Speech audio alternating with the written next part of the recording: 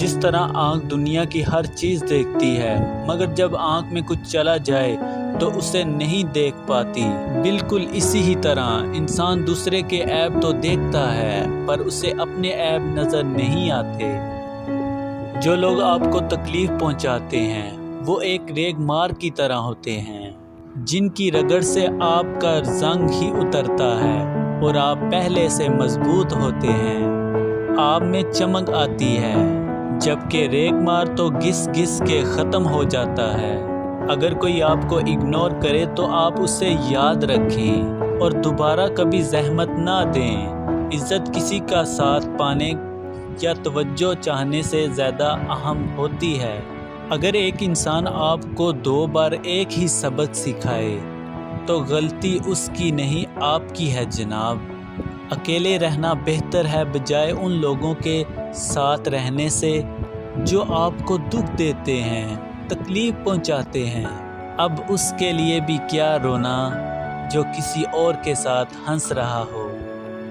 پیار اور پرندے کو کھلا چھوڑ دینا چاہیے، اگر لوٹ کر آیا تو آپ کا، اور اگر نہ آیا تو آپ کا تھا ہی نہیں۔ زندگی میں کبھی پیار کی بھیک نہ مانگیں، پیار مانگنے کے لیے نہیں بانٹنے کے لیے ہوتا ہے۔ اس لیے پیار چاہیے تو پیار بانٹنا شروع کر دو، نفرتیں بانٹو گے تو نفرتیں ہی ملیں گی۔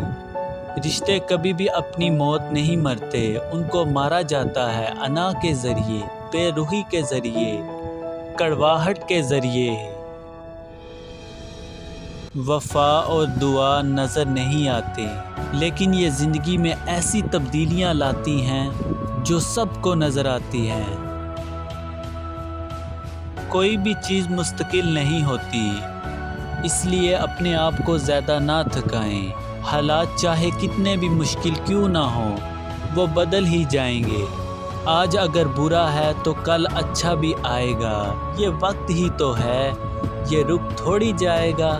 اپنے آپ کو کسی سے کمپیئر مت کریں، کیونکہ سورج اور چاند دونوں ہی چمکتے ہیں، لیکن اپنے اپنے وقت پر۔ جو تیرے عیب بتاتا ہے اسے مت کھونا، اب کہاں ملتے ہیں آئینہ دکھانے والے۔